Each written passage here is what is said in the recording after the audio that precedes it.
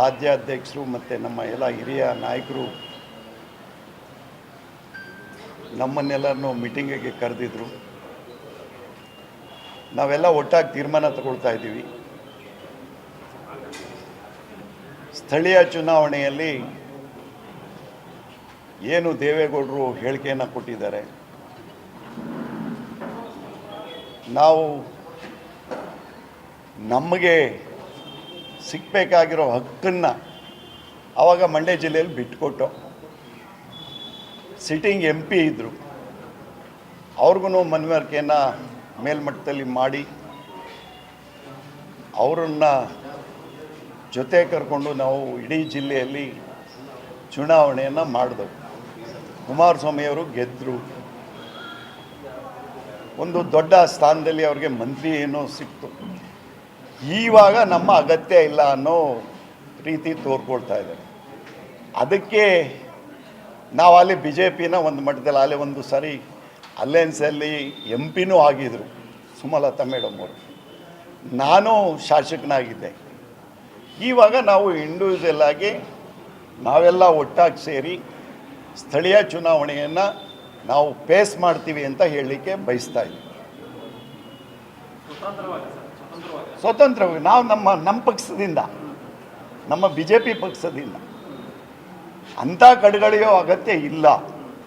ಯಾಕೆಂತೇಳಿದ್ರೆ ಆ ದಿನ ಕುಮಾರಸ್ವಾಮಿಯವ್ರನ್ನ ಟಿಕೆಟ್ ಕೊಟ್ಟಂಥ ಸಂದರ್ಭದಲ್ಲಿ ಸುಮಲತಾ ಮೇಡಮ್ ಅವ್ರನ್ನೂ ನಾವೆಲ್ಲ ಮನೆಗೆ ಹೋಗಿ ಮನವರಿಕೆಯನ್ನು ಮಾಡಿದೆವು.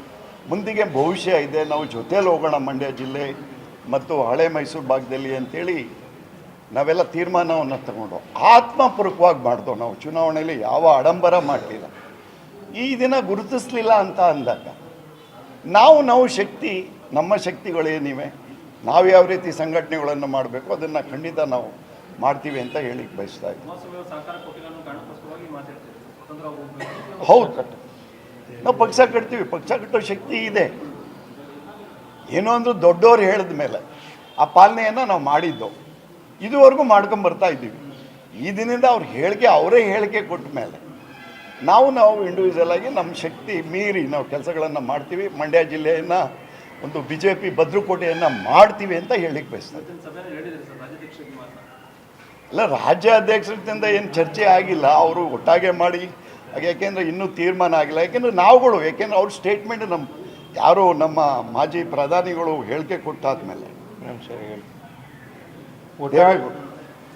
ಒಟ್ಟಾರೆಯಾಗಿ ಎಲ್ಲ ಜಿಲ್ಲೆಯ ಮುಖಂಡರು,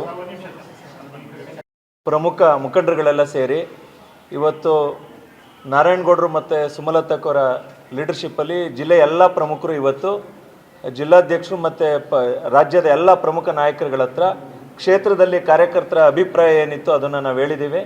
ಎಲ್ಲ ಒಕ್ಕೋರ್ಲಾಗಿ ಒಂದು ತೀರ್ಮಾನ ಮಾಡಿದ್ದೀವಿ. ಮುಂದೆ ಬರ್ತಕ್ಕಂಥ ಎಲ್ಲ ಸ್ಥಳೀಯ ಸಂಸ್ಥೆ ಚುನಾವಣೆಗಳು ಕಾರ್ಯಕರ್ತರಿದ್ದರೆ ಇದು ಕಾರ್ಯಕರ್ತರು ಚುನಾವಣೆ ಆಗಿರೋದ್ರಿಂದ ಕಾರ್ಯಕರ್ತರಿಗೆ ಎಲ್ಲ ರೀತಿಯಲ್ಲಿ ಆತ್ಮಸ್ಥೈರ್ಯ ತುಂಬಿ ಕಾರ್ಯಕರ್ತರ ಚುನಾವಣೆಗೆ ನಾವೆಲ್ಲರೂ ಒಗ್ಗಟ್ಟಾಗಿ ನಿಲ್ಲಬೇಕು. ಮತ್ತು ಈ ಜಿಲ್ಲೆಯಲ್ಲಿ ಕನಿಷ್ಠ 15 ಜಿಲ್ಲಾ ಪಂಚಾಯಿತಿ, 50ಕ್ಕೂ ಹೆಚ್ಚು ತಾಲೂಕ್ ಪಂಚಾಯಿತಿಗಳನ್ನ ಗೆಲ್ಲಲಿಕ್ಕೆ ನಾವೆಲ್ಲ ಒಂದು ತೀರ್ಮಾನವನ್ನು, ಒಮ್ಮತದಿಂದ ತೀರ್ಮಾನವನ್ನು ಮಾಡ್ಕೊಂಡಿದ್ದೀವಿ.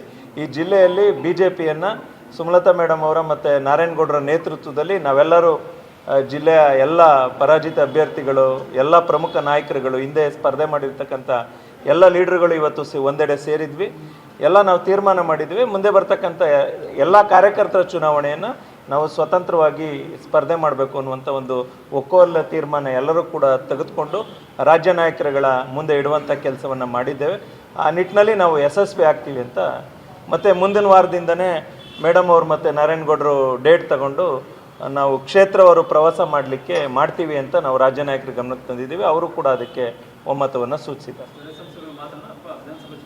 ಅಲ್ಲ, ನಾವು ಇವತ್ತು ಸಭೆ ಆಗಿದ್ದದ್ದು ಮುಂದೆ ಬರ್ತಕ್ಕಂಥ ಸ್ಥಳೀಯ ಸಂಸ್ಥೆ ಚುನಾವಣೆಗಳ ವಿಚಾರವಾಗಿ ಸಭೆ ಆಗಿತ್ತು. ಸಂಘಟನಾತ್ಮಕವಾಗಿ ಇದು ಕಾರ್ಯಕರ್ತರು ಚುನಾವಣೆ ಆಗಿರೋದ್ರಿಂದ ಕಾರ್ಯಕರ್ತರಿದ್ದರೆ ನಾವುಗಳಿದ್ರೆ ಪಕ್ಷಕ್ಕೆ ಕಾರ್ಯಕರ್ತರು ಬಹುಮುಖ್ಯ. ಇದು ಕಾರ್ಯಕರ್ತರು ಚುನಾವಣೆ ಆಗಿರೋದ್ರಿಂದ ನಾವೆಲ್ಲ ಒಮ್ಮತದ ತೀರ್ಮಾನವನ್ನು ಮಾಡಿದ್ವಿ. ಅಲ್ಲ, ನಾವು ಇದು ಪಕ್ಷ ಸಂಘಟನೆ, ಪಕ್ಷದ ದೃಷ್ಟಿಯಿಂದ ಇದು ನಮ್ಮ ಪಕ್ಷ ಬಲವರ್ಧನೆಗೆ ಸೇರಿದ ಸಭೆ. ಇದು ನಾವು ಸ್ವತಂತ್ರವಾಗಿ ಚುನಾವಣೆಗೆ ಹೋಗಬೇಕು ಅಂತ ಒಕ್ಕೊರಲಾಗಿ ಮೇಡಮು ನಾರಾಯಣಗೌಡರು ನಾವೆಲ್ಲ ಅವರ ಒಂದು ಸೂಚನೆಗಳು, ಅವರ ಒಂದು ಸಲಹೆಗಳನ್ನ ತೆಗೆದುಕೊಂಡಿದ್ದೇವೆ. ಎಲ್ಲ ಇಲ್ಲಿ ಸೇರಿದ್ದಕ್ಕಂಥವ್ರು ಎಲ್ಲರ ಅಭಿಪ್ರಾಯ ಅದೇ ಆಗಿದೆ. ನಾವು ಸ್ವತಂತ್ರವಾಗಿ BJP ಪಕ್ಷದ ಅಡಿಯಲ್ಲಿ ನಾವು ಚುನಾವಣೆಗೆ ಹೋಗ್ತಾ ಇದ್ದೀವಿ. ನೋಡಿ, ವಿಧಾನಸಭೆ ಅಲ್ಲಲ್ಲ, ವಿಧಾನಸಭೆ ಇರಲಿ, ಅದಕ್ಕೆ ರಾಜನಾಯಕರು ಹಾಗೂ ರಾಷ್ಟ್ರೀಯ ಮಟ್ಟದಲ್ಲಿ ನಾಯಕರು ಅವ್ರು ತಗೊಳ್ಳುವಂಥ ತೀರ್ಮಾನ ಆಗಿರುತ್ತೆ ಇದು. ಬಟ್ ಪಕ್ಷವನ್ನು ನಾವು ಏನಾದರೂ ಅಲ್ಲಿ ಗಟ್ಟಿಗೊಳಿಸ್ಬೇಕು, ಏನಾದರೂ ಬೆಳೆಸಬೇಕು ಅಂದರೆ ಈ ರೀತಿಯ ಒಂದು ಹೆಜ್ಜೆಗಳನ್ನು ನಾವು ಹಾಕ್ಕೊಳ್ಳದೆ ಹೋದರೆ ಅದು ಕಷ್ಟ ಆಗುತ್ತೆ ಮುಂದಕ್ಕೆ ಅನ್ನೋದು ಒಂದು ಉದ್ದೇಶ ಅಷ್ಟೇ.